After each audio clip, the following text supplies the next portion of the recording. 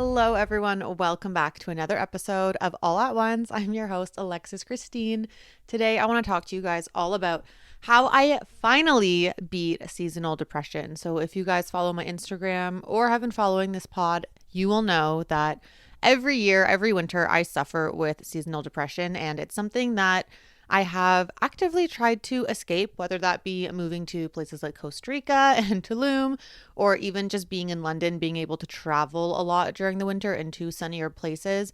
I have always kind of been on the lookout to just escape the winter, essentially. And this year, because I'm choosing to be here to be with the family when our first niece is born, the first kid of my generation, basically within the sisters, I had to basically just force myself to deal with seasonal depression and find a way around it because I become a hugely different person in the winter. If you meet me in the summer and then experience me in the winter, you're going to be like, where did she go? And if you meet me in the winter and then experience me in the summer, I'm a completely different person. I can't even compare the two. So I'm also going to be using today's episode as a vlog for my Metanoia series, which is the series of me moving through seasonal depression and trying to figure out what works and what doesn't. So if you're listening to this on the pod or watching the pod episode on YouTube, there is a more B-roll-esque visual coming within the Metanoia series. It is the final episode of Metanoia. If you're watching this on Metanoia, hi. I know it's a different format for you guys, but the B-roll is coming, I promise, the more vlog-esque style. Just as a little bit of an intro to my history with seasonal depression, it is something that I have struggled with my entire life. In the winter, my personality basically goes away. I lose all sense and interest of wanting to do anything social. I don't want to leave the house. I can't wake up in the mornings anymore. I feel very lethargic. There's just a lot of aspects within myself that shift. And because I naturally am such a loud, outgoing, kind of like bubbly person, I'm a Leo rising. Like, come on. The winter is very much a difficult time for me because I really do go inwards. I do not leave the house after 4 p.m. Like if it's dark outside, I'm not going anywhere. If it's cold outside, I'm not going anywhere. Instead of waking up at maybe 6 in the morning, naturally, I'm struggling to wake up at 9:30 in the morning. Even if I have gone to bed at a reasonable hour and I've gotten my 8 hours of sleep, whatever it is, I naturally am gravitating towards more comforty-esque foods. So instead of eating super clean, super nutritious, a lot of raw stuff, I'm going more towards things like pizza and pasta and those types of things. While they're not necessarily bad for you, I don't like labeling food as good or bad. I prefer nutrient dense and less nutrient dense. They just make me feel very lethargic. Even if it was some sort of chickpea pasta filled with a bunch of vegetables and other protein sources, I just feel lethargic after. So it is really a hard time for me because think about it. When you're cold and it's cold outside, the last thing you want to do is eat a cold meal. You want something warm and comforting and yummy, which is why soups can be really great. But I'm getting off topic now. Overall, it just makes me feel like less of a human, like less of myself. And I have said before in previous episodes and on my socials, my spiritual definition of depression, whether that be regular type of depression that people have year round or it's brought on through seasonal depression, really is just a sense that you've lost yourself in your own way, in some way, and the universe is trying to bring you back to yourself, okay? So depression is generally just losing a piece of yourself, losing your sense of who you are, what your purpose is, the things you like to do, the things you like to enjoy. And when it comes to seasonal depression, that rings very true, especially for me, because one of the things I love to do is be outside in nature. I love being in the warmth. I love feeling the sun on my skin. I can't do that in winter. Well, I could do that in winter. I don't enjoy doing that in winter. I don't enjoy being out in the cold. And there's not a lot of sun. We have had a record this year of cloudy days in a row where there just hasn't been any sunlight.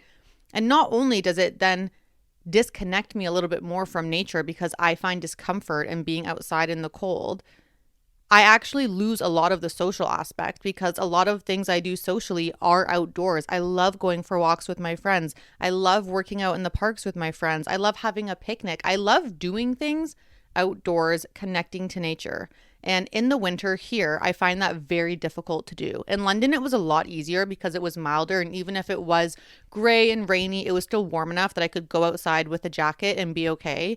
But here, when it's minus 20 degrees outside, the last thing I want to do is go for a walk in the cold, through the snow, through the ice. It's just not realistic for me. And so this year, because I was home, or I am home, I'm still here, I decided that I am not going to let myself sit through another season of losing myself. I have had one of the darkest periods of my life, okay? Losing that person in Costa Rica, going through another dark night of the soul. This year, seasonal depression coming back from Bali hit really hard because it was also mixed with an MCAS flare. If you guys don't know what MCAS is, it's called mast cell activation syndrome.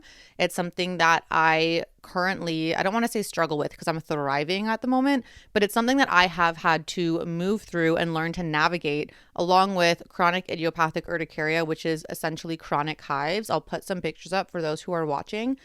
And it's basically when your histamine cells or the mast cells are overactive and get triggered very easily and produce a lot of histamine in your body. So I was also having to navigate what I was eating and trying to minimize and reduce the symptoms of the flare, which not only cause physical symptoms like the hives, but also cause you to not be able to regulate your emotions. They cause mood swings. They have a massive effect on your mental health. So not only am I going through seasonal depression, I was then going through an MCAS flare. And so I was all over the place. I was having mental breakdowns and crying for hours, almost daily for a solid month. And that's actually what prompted me to start the Metanoia series. So if you guys haven't watched it, it's all on my YouTube. But I was like, I need something this winter to pull me out of this. I cannot sit through another season of losing myself and be in such a dark period, moving through all of the other health issues that I'm going through as well. And just like, this can't be it. This is not it. This is not it for me. And so I decided with one of my friends, we made an accountability list for each other because I knew that this was not going to be a winter where I was going to be sitting on my ass dealing with seasonal depression. I was going to try every single thing I could to get myself out of it. And it freaking worked. I'm so excited. I don't know if you guys can tell from my energy in this episode, but I feel so much better. And I have felt this way. What day is it today? It's March. I want to say for almost over a month now, I have been feeling so much better. So I've really waited to make this episode because I didn't want to start saying all these things worked and it only lasted like a week and then I went back. I wanted to make sure it was really sticking. So I'm going to take you through everything that I did. And I kind of already touched on the first one. It was that accountability list with one of my friends. And so while our lists were different, we have a shared note. I can open it up actually. Hold on. Okay.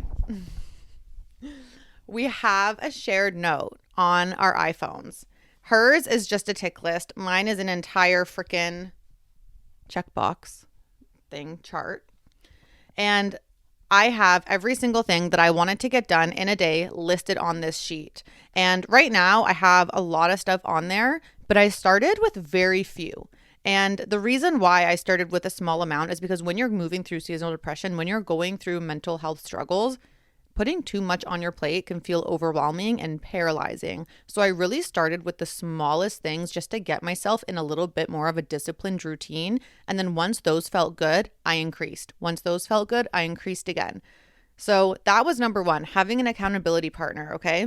And it really does help because the days where I saw she wasn't taking all her things off, I was like, hey girl, how's it going? Like, what's going on with you today? I saw you haven't finished your list in a few days. Everything good? And it's almost like that check-in thing. And she would do the same for me. And we have this accountability within each other that even if we don't necessarily feel like we're doing the best or feel like doing something that day or whatever it is, we've got someone checking in on us to make sure like, hey, make sure you get this done.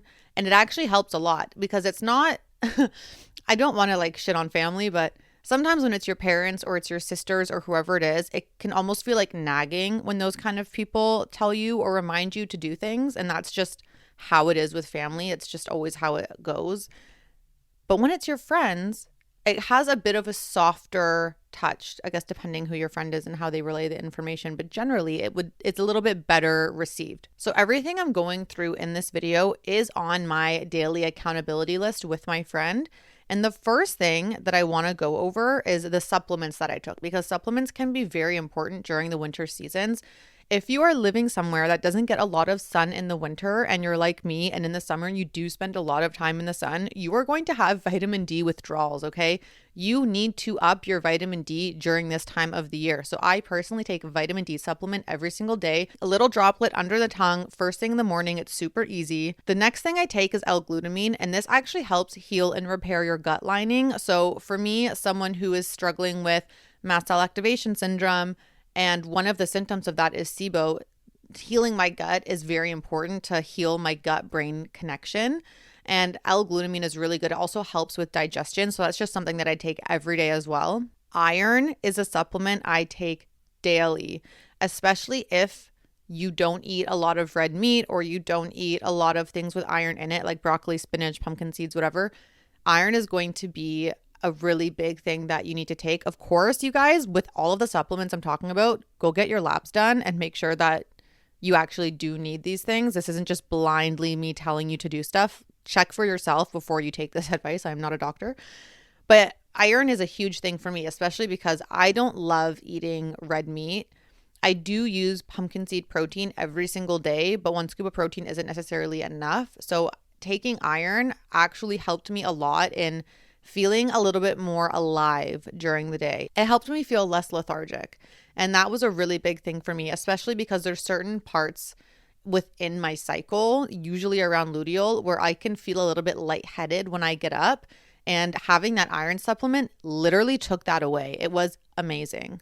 So again, things that just help me feel better, that help me operate better on a regular basis. The next one is apple cider vinegar, okay? And I actually took this first thing in the mornings. So I would make a hot drink. I would put my ACV in. I would put my L-glutamine in. I would put some fresh lemon juice in. I would go take my vitamin D. I would go take my iron, which was a liquid iron. And then I would drink this warm drink in the mornings. And the ACV actually was prepping my stomach and helping me get my digestive juices flowing so that when I had my breakfast, which was normally a smoothie, it would aid in digestion. So that one was really good for me as well. Again, trying to heal the gut with the mast cell activation. But I want to remind you guys, our gut is nicknamed our second brain because there's so many neuroreceptors in there that what you eat and the state of your gut health genuinely does impact your mental health. So if you are severely struggling with seasonal depression and you're eating a lot of very processed, high chemical foods, look at repairing your gut. Look at shifting what you're eating to more nutrient-dense foods. Make sure you're getting all of your micronutrients in. It's going to be hard at first because you're going to be craving those warm comfort foods. But I promise once you do this for a few days, the cravings go away and you actually will start to feel a lot better. The next thing I took is magnesium. So I take this every night without fail. One, because it helps you sleep, which is really useful. But two, also because I work out and it helps with muscle recovery. There's a bunch of different types of magnesium you can take. So research them and see which one you think would be best suited to you.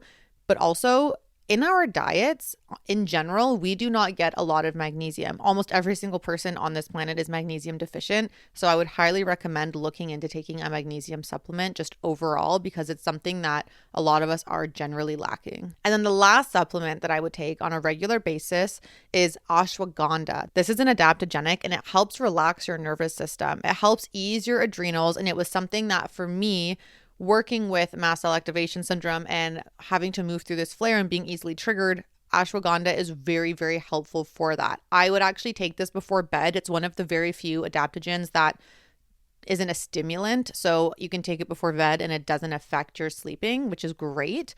And I just found it easier for me to take at bed with the magnesium. It was like something to remind me not to forget to take them if I have more than one that I'm taking at the same time. So that was my supplement list. I did also take a digestive enzyme just for my own personal MCAS situation, but that didn't really have anything to do with the seasonal depression. So I'm not going to talk about that on here. All of these supplements together, I know it sounds like a lot, but it really did make a huge difference. And so I would recommend go get a lab done, go get your bloods done and see what vitamins you are actually deficient in, especially if you're feeling tired a lot or if you're low energy, you might have a B12 deficiency. B12 is really good at replenishing our energy. And so naturally, when we're low on B12, we can feel a lot more tired. So these are just things that if you are struggling with seasonal depression, if you are trying to move through this, making sure that your vitamins, your minerals, all of those are in the good ranges. They're not too low and they're not too high. And that'll actually help balance you a lot more and make everything else we're going to talk about so much easier.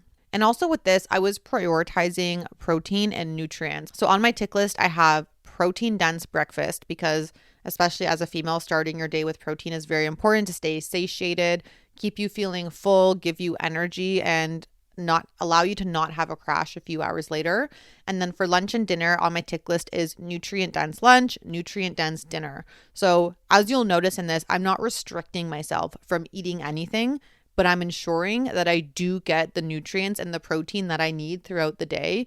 So even if my breakfast, lunch, and dinner are super clean, super healthy, I can still have snacks throughout the day that might be chips or that might be an ice cream, or maybe it's like popcorn, a random granola bar, whatever it is. Maybe it's a slice of pizza. Like I'm still allowing myself all of those foods, but I'm ensuring I'm getting in my nutrients and my protein to keep my gut happy and to keep my body feeling nourished and fueled in the proper way.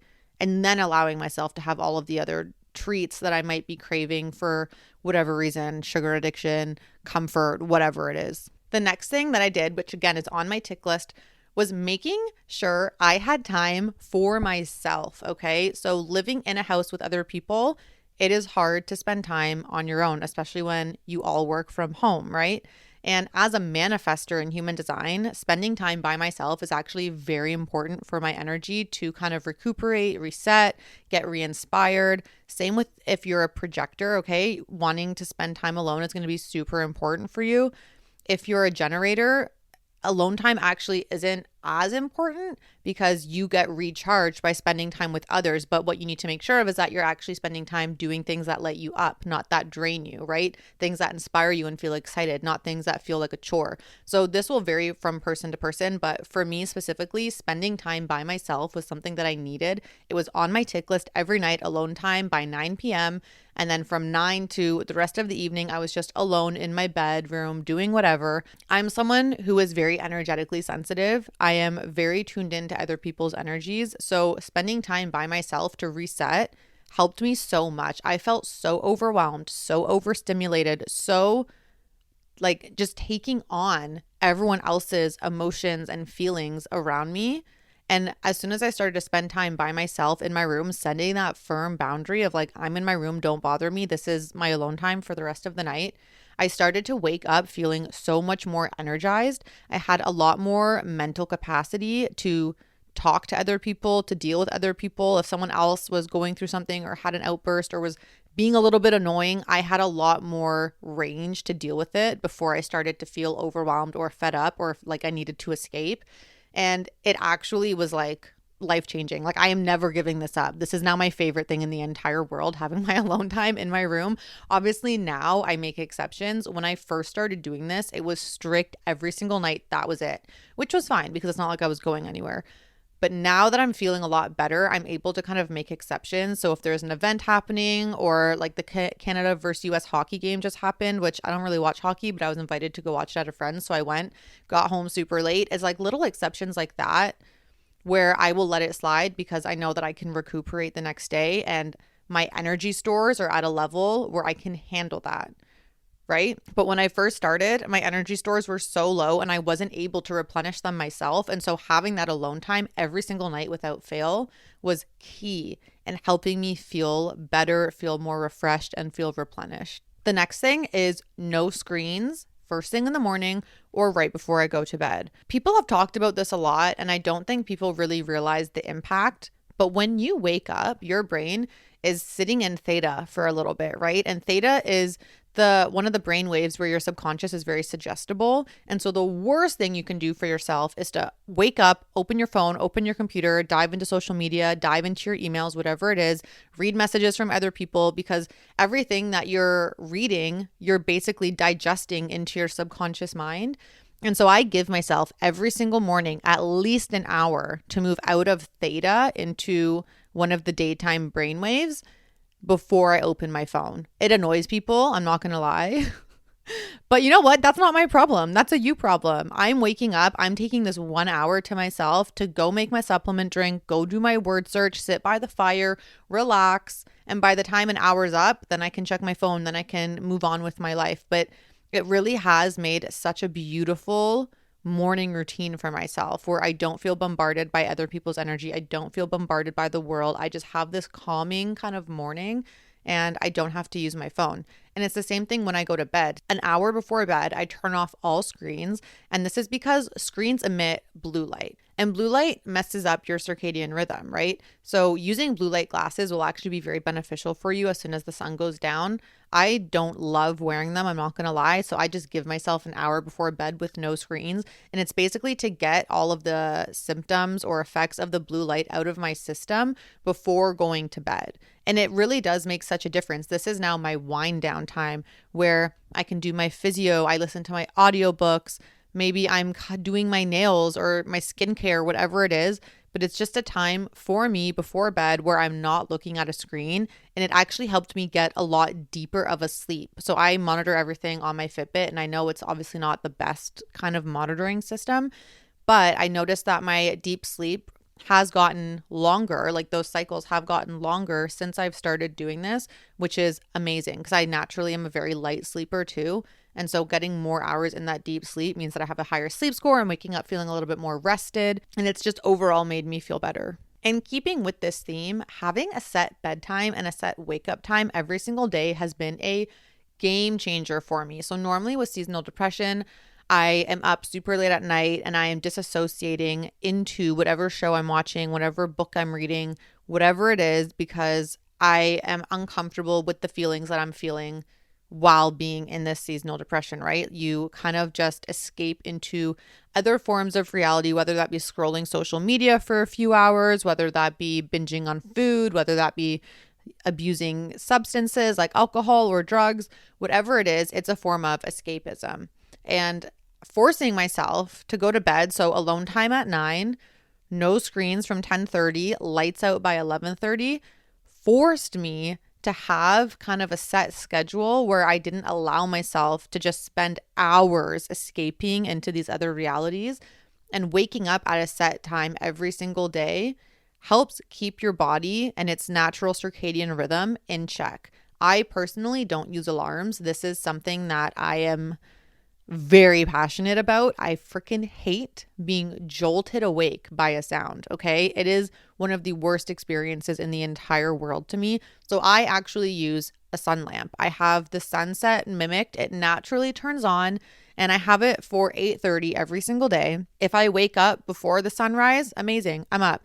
If I wake up maybe half an hour after the sunrise, that's fine too, because I'm naturally letting my body do what it needs to do. But I'm going to bed at the same time every single night and I'm waking up at the same time every single morning in a natural rhythm. It's also really telling of what your body needs to recover, because say I had a very energetically intense day, the sun lamp will go off, the sunset or the sunrise will happen at 8:30, but I might not wake up until 9:30. That's because my body needed that extra time to recuperate. Whereas normally on a day where it wasn't energetically intense for me, it was very chill, I would wake up at like 8:15 before the sunrise has even completed. So it's also a really good way to see what your body needs at that time. And just staying in that sense of routine is also really good for your mental pattern, right? Having kind of the same routine every single day, not super rigid, not super structured, but just having like, okay, this is when I go to bed, this is when I wake up. It gives you a little bit more of a sense of purpose when you're dealing with seasonal depression. I'm very lucky that I work for myself and I work from home, so I don't necessarily have a strict structure that I have to follow. Whereas if you're in a 9 to 5, for example, obviously you have to wake up at a certain time every day. You have work, you have meetings, etc. But this just gives you a little bit more leeway. If you have something like a sun lamp that naturally mimics a sunrise, it will allow your body to wake up naturally when it feels rested. And then you can have that kind of backup alarm for, if I don't wake up with the sun lamp by this time, make sure my alarm goes off so that I'm up for work.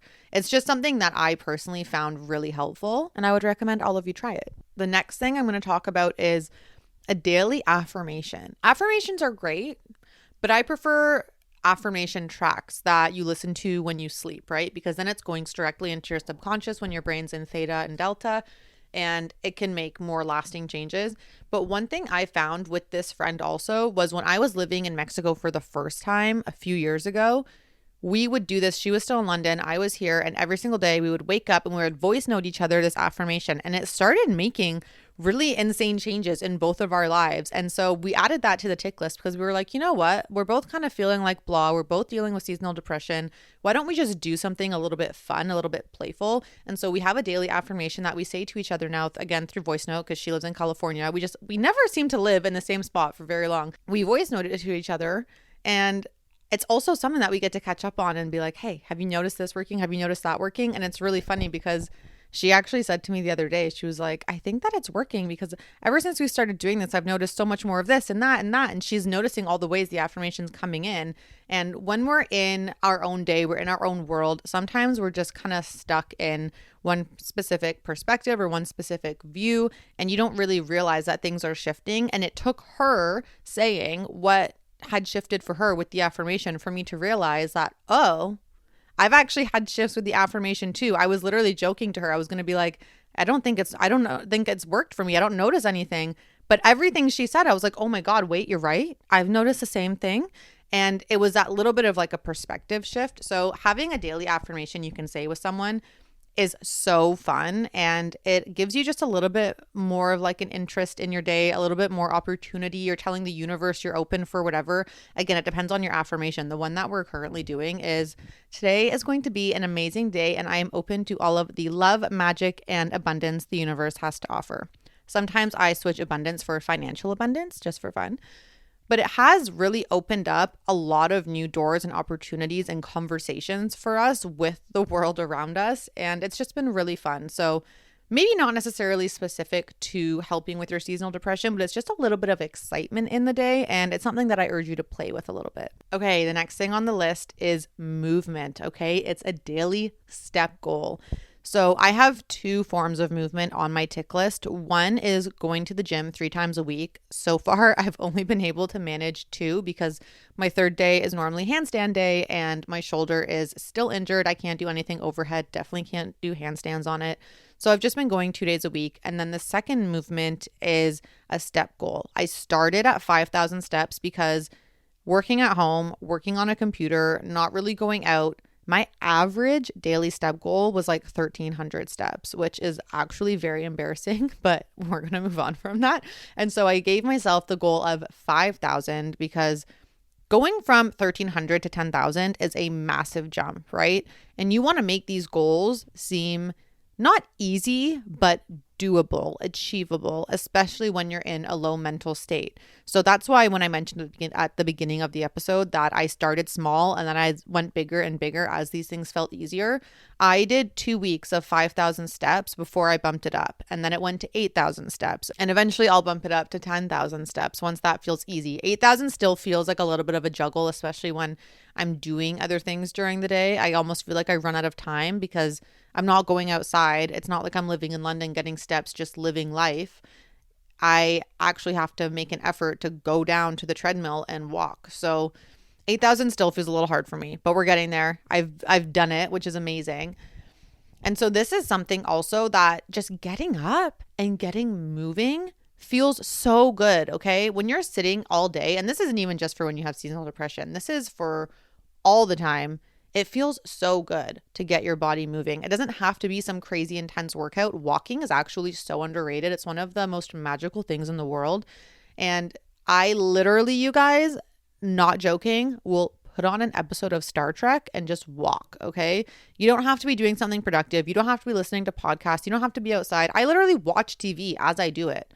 And it's something that's become so fun for me because one, I only let myself watch Star Trek when I'm walking. So like if I want to get to the next episode, I want to see what happens, I got to get on the treadmill and get my steps in. But 2, I have shifted the way that I feel about this daily movement in a way that feels so much better for me. And this is something that I talked about in a previous podcast episode, but I'm going to talk about it here as well. Shifting the narrative of things that you have to do, things that feel like a chore, into things that you get to do felt so silly to me. I never thought it was going to work. I honestly thought it was bullshit, but I was like, okay, I'll try it. Let's just try. And it actually made the biggest difference. So now with my steps, this is honestly, it's the gym and the steps where I've had to do this. Everything else I'm pretty good at, but the gym and steps were the two things that I noticed the first couple weeks of doing this were always empty on my chart. And everything else was always ticked. I was doing well. And it was the movement that I was struggling with the most. So I was like, okay, I'm just going to try this. We'll see what happens. And so instead of saying, oh, I have to go do my steps today, I switch it to, I would benefit from doing my steps today. I would benefit from getting my 5,000 steps. I deserve to get my 8,000 steps. I deserve to move my body after sitting for 5 hours working on a computer. And just switching that narrative tricks your brain into thinking that you're actually getting something out of the activity versus it being something on a list that you have to do or something that you feel like you need to do to be healthy or whatever else it is. And it actually has made such a big impact. And now I don't necessarily need to on a regular basis. It's just a habit now. I go down, pop on Star Trek, I walk. But there are days where I'm feeling super tired or I feel like I'm running out of time. And I kind of think, oh, maybe I just don't need to do them today. I can skip one day. It's not a big deal. And then right away, that voice comes back into my head. You deserve movement. You would benefit from getting these steps. And I'm like, okay, fuck it. Go down on the treadmill, get it done. Okay, so the next thing was having specific AM and PM skincare as well as red light therapy. I got a red light from Kala. Oh my God, it has been amazing, okay? Amazing. And I don't actually think that these red lights or the AM, PM skincare actually do anything to help with your seasonal depression. But what it does do is give you a sense of you are doing something for yourself, right? Sometimes when we're feeling depressed, we're feeling low mentally, we start to skip the natural daily habits that we should be doing. I know there were times where I went 4 or 5 days without showering, which is something that realistically we should be doing at least once a day. Things like brushing your teeth, that I never skipped because that's just an ick of mine, but things like this, like the normal daily habits that humans do on a regular basis start to kind of fade away. And so having this AM, PM, and red light on my tick list gave me the feeling of doing something good for myself. It allowed me to feel like I was taking care of myself in some sort of way where even if I'm not feeling the best mentally, I'm still doting on myself. I'm still giving myself these little pleasures, these little luxuries, these little luxuries where I'm able to feel good about how I'm treating my body. And it did really help just the act of doing something for yourself with the mental health aspect. And this also ties into the next one, which is having daytime clothes. So I am not the kind of person that's going to sit at home and work in jeans. It's just not comfortable for me. But what I made sure to do was when I woke up, I would change into daytime clothes. And those clothes could still be pajama pants. They could still be sweatpants. They could still be a baggy sweater. But as long as they were different from what I slept in, that was all that mattered because it gave my brain that mental switch of, okay, it's daytime now. It's time to be productive. It's time to do the things. And I've switched out of that cozy, sleepy pajama energy into a different set of clothes, which is like a whole different energy. I mean, I'm literally right now wearing the packed airport pants, which are 100% organic cotton. They're amazing, but they're so comfy. They feel like sweatpants, but I would never sleep in these. These are too high quality for me to sleep in like that.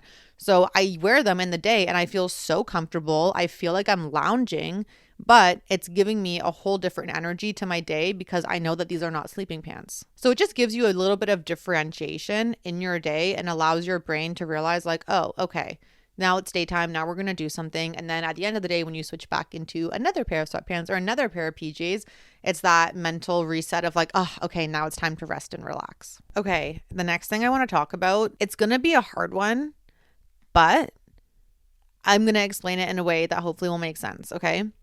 Being social, even when I didn't want to be. And this is why it's difficult because you should never force yourself to do something that you genuinely don't want to do. But for me and my situation, the reason generally why I didn't want to be social was because it was dark outside, I felt cold, or I felt tired. It wasn't because I didn't like the people. It wasn't because I didn't like the activity that they were doing. It wasn't because I didn't want to see them. It was because I didn't like the environment outside. And if I feel cold in my house, good luck getting me the fuck out of it, because that is not happening. And so I didn't try generally to make plans on my own, but my rule was if somebody invited me to do something or they asked me to go to a plan or whatever it was, and I liked the person and I liked the activity, and there wasn't a conflict in any sort of schedule or with my work or whatever, I had to say yes.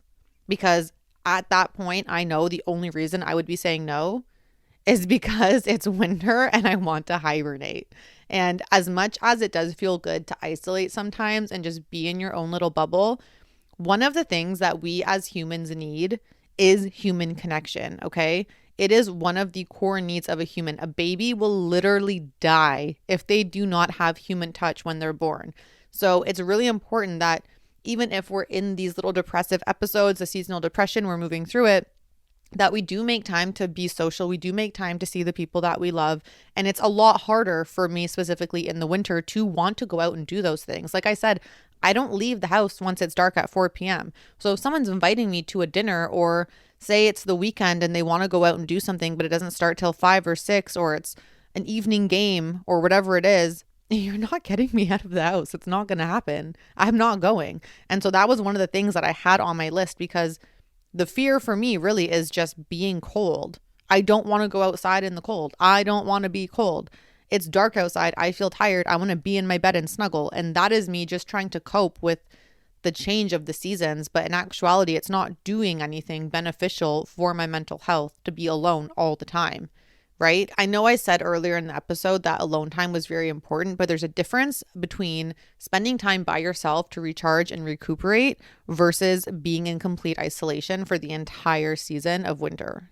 Okay, so keep that in mind. It does feel hard, but it was something that actually helped me feel a little bit more alive again, because when you're with those people and when you actually get to the activity and you're doing the thing, I personally felt so much better all the time. I had so much fun every time I went out and I was with those people. It's just getting me there. That was the problem.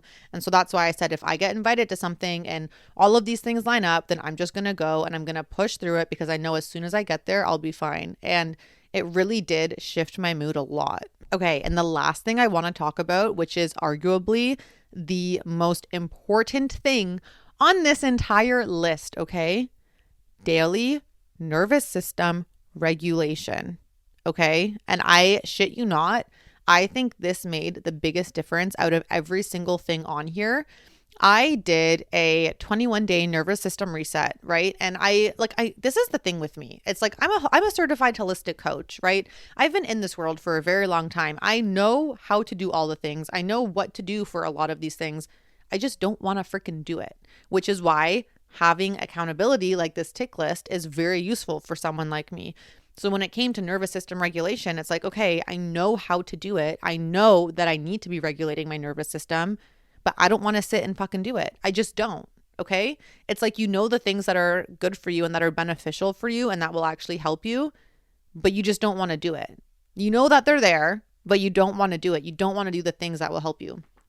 I don't know what the psychology is behind that, but I did this 21-day nervous system reset challenge because that for me was a sense of accountability. And it was basically just 10 to 15 minutes every day of a guided breathwork meditation. And it wasn't even crazy shamanic DMT breathwork. It was 5 seconds in, 5 seconds out, very calm. Sometimes it was like before bed, the 4 seconds in, hold for 7, out for 8, like very basic things that I already knew and I just wasn't doing. And by the end of that 21 days was when I very first noticed the massive shift. I had been doing everything the entire time, so it's hard to say really what, like if you were to take any of them away, what the differences would be. But I truly do believe, because the nervous system reset was something I added in after I started the tick list, that it made one of the biggest differences. And I don't need the app anymore. I've now gotten into a routine of doing it every single day. I just do it on my own. Oh my God. It's life-changing. It has been life-changing, truly. And I know that there's different levels to this. There's different ways you can regulate your nervous system. And there's a difference between calming your nervous system in the moment versus actually healing your nervous system to feel safe. There's a whole bunch of different layers and caveats, but right now, for what I need when it comes to calming my nervous system for MCAS, calming my nervous system for my mental health, this has been amazing. And this also, so the breathing wasn't the only thing I was doing. I would also not sit, I guess I'm seated with my legs up against the wall for 15 minutes while I was listening to my audiobooks at night. So this was before bed. I didn't do the legs every day, but I do think that this nervous system regulation was key and helping me feel so much better this winter season. There's 2 other things within this. Shaking. Okay. I know it sounds crazy, but if you ever just put on a song and just literally start dancing where you're like shaking, that also is really good. It feels really, really good. It is a way to calm your nervous system or regulate your nervous system. And it looks crazy and you probably will feel really stupid doing it at first, but I promise you it feels so good. Okay. Especially like I used to do this when I was living in Costa Rica. I would put on some shamanic like ayahuasca ceremony-esque music and I would just like shake to it like that. And it was the most regulating thing ever. And then the other thing you can do if that feels a little bit too chaotic for you and you really struggle to just sit and meditate is humming. Just hum. It stimulates the vagus nerve. That's naturally going to regulate and calm your nervous system.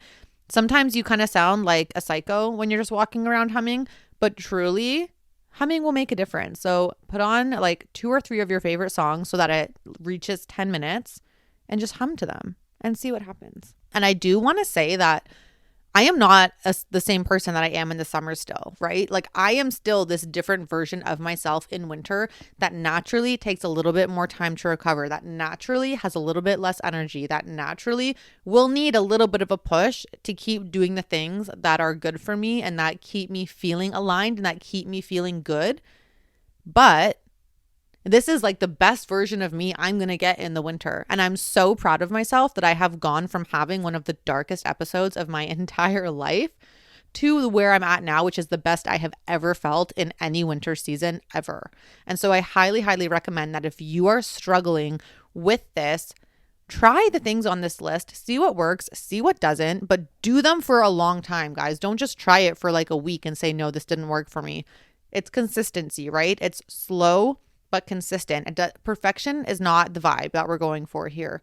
Perfection is what keeps you feeling small and what keeps you feeling unaccomplished because we are not perfect people. We are humans. We are operating in error at any given point because that's humanity. That's just what we are. So making sure you're consistent with it, try it for at least a month and see how you feel after that. And don't expect yourself to turn back into your summer personality because like I said, you're going to have a winter personality too if you struggle from seasonal depression and it's going to be different from your summer personality, but you can get to the point where you're going to feel good. So with that, that is basically all I have for you guys today. It's a lot longer of an episode than I anticipated, but hopefully it's an interesting one for you guys to listen to and it's super helpful for you guys. If you have any questions, of course, you can always DM me at iam.alexischristine or comment on the video below if you're watching it on YouTube. I hope you guys all have an amazing day. Please like and subscribe, follow, share, do whatever you need to do to give the pod some love, and I will talk to you guys soon.